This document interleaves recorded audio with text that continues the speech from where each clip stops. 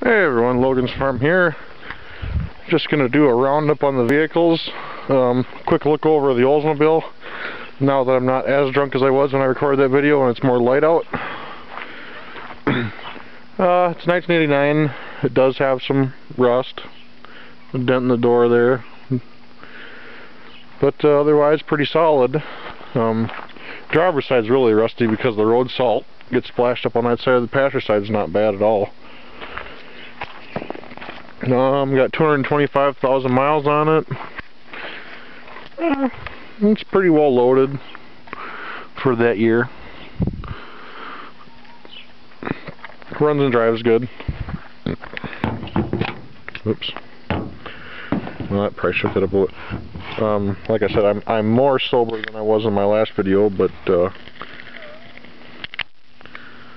still not completely sober. But and the quality of this video is a little bit down because I'm using the camera that I bought off of Malibu AC21. Guy I know. Subscribe to him, even though he doesn't put up videos anymore hardly. You guys should complain to him and make him put up videos. But anyways, this car is running great. Been driving it to work every day since I bought it. Monday. It's now Saturday night. Well, been doing good. Tires are decent on it. You know, it's your average car. $300 I give for it. Malibu is down with the flat tire. This front tire is pretty well shot. This tire came with the car. This is the only remaining original tire on the car.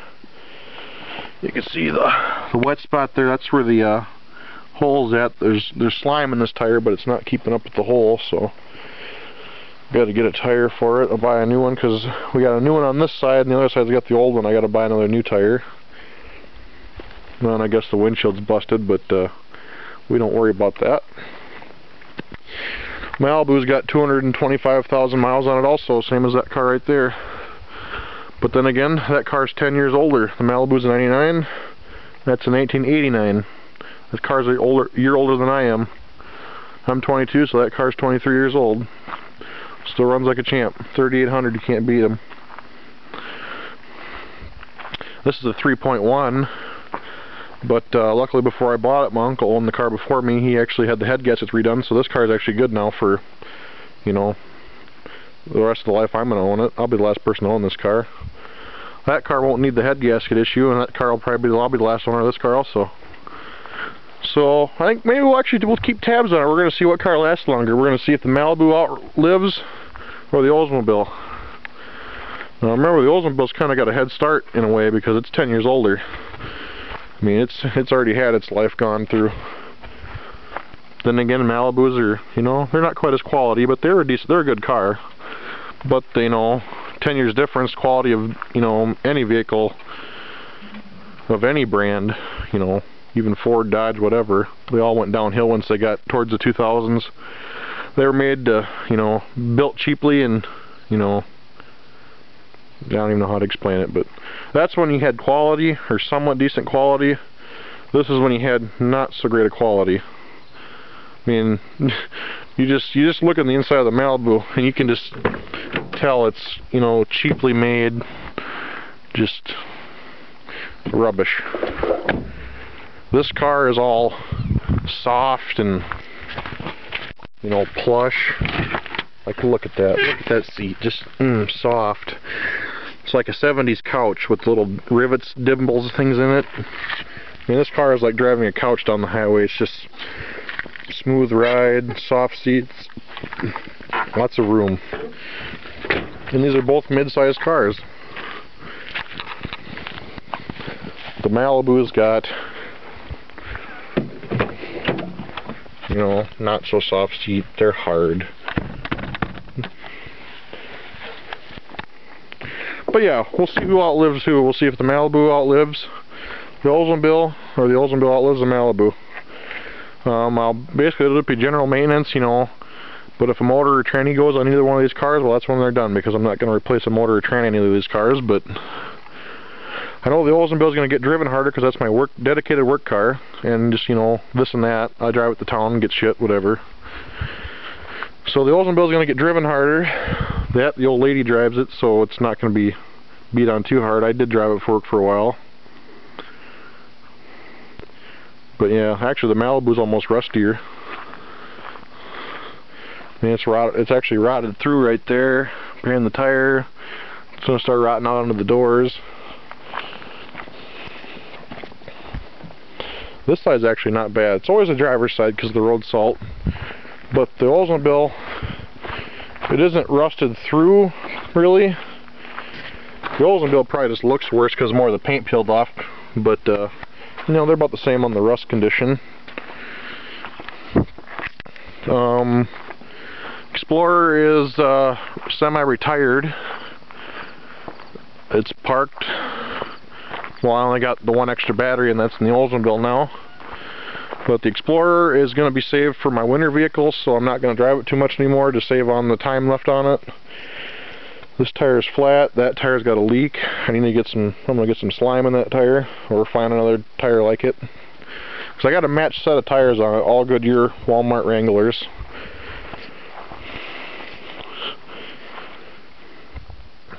But yeah, it's in semi-retirement. It basically all it needs for winter is this front CV axle shot.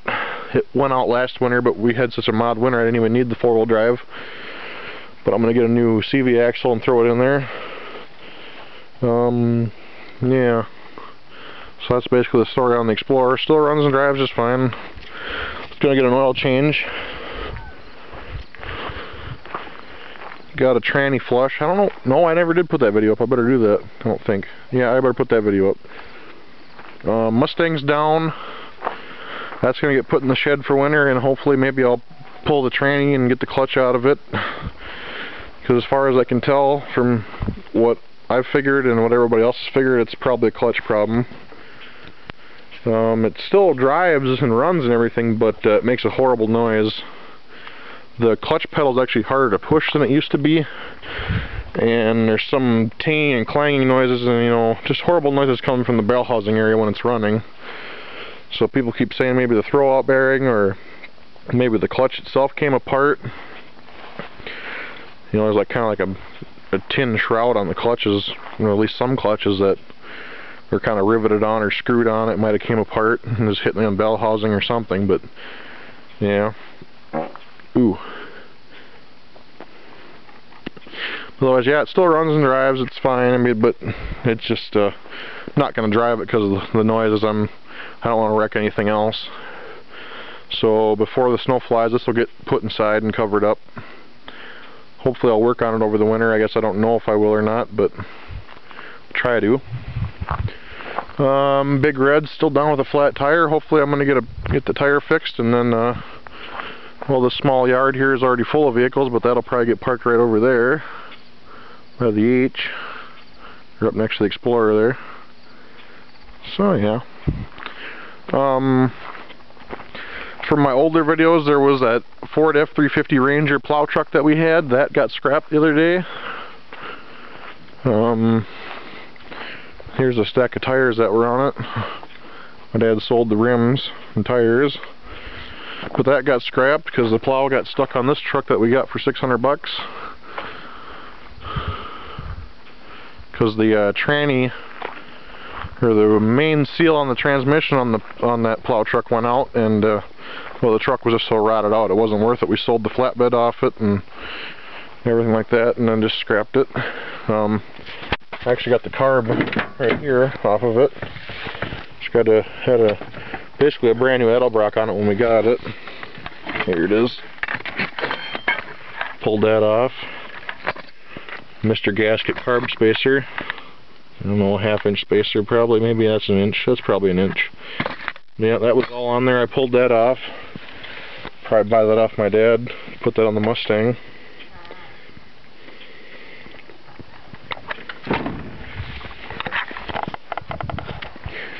But yep, just you know, quick run around to the vehicles, what's going on with them. I think I just did this not too long ago, but this is more of a recent update now that we got a new car.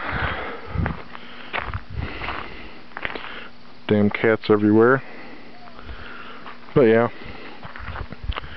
So, well, any thoughts or questions, let me know in the comments. like the video. I mean, it's not too over extravagant, but it's a video nonetheless. I try and upload a video at least, you know, a couple times a week. Might not be spectacular, but you know, at least it's something. Subscribe if you're new to this. There's always more videos coming. Go back through my old videos. Got some good stuff up, and hopefully here soon we'll have some more good stuff coming. Got some plans in the works. Get some more of that explosives and blow some more stuff up. I got some free TVs up here that probably make a good candidate for that. And actually, I don't know if anybody of my subscribers has ever seen Aussie 50. He does some cool stuff where he takes you know, these old tube televisions and makes them implode. So I might try doing that with a couple of these. These were free. Got a free baby microwave. It's just a tiny little thing. I mean, normally a microwave is about the size of that television, a little smaller. Let's see, the 20-inch televisions, I believe, are 19 inches. That's probably a 19, that's maybe a 20. That microwave works, so I might hang on to it, but also it might get stuffed with explosives and blown up. TVs will probably either just get shot or I might try to implode them. We'll see how that works. So yeah, you know, not too much going on, but at least try and keep you guys up to date, at least what I'm doing.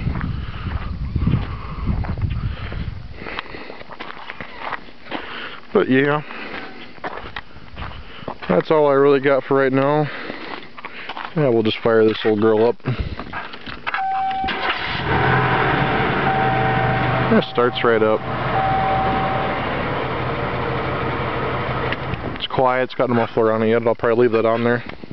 Makes it easier for sneaking out from work so the boss don't hear me. So yeah, well, battery's dying, so I'm going to cut this off. So everybody have a good day.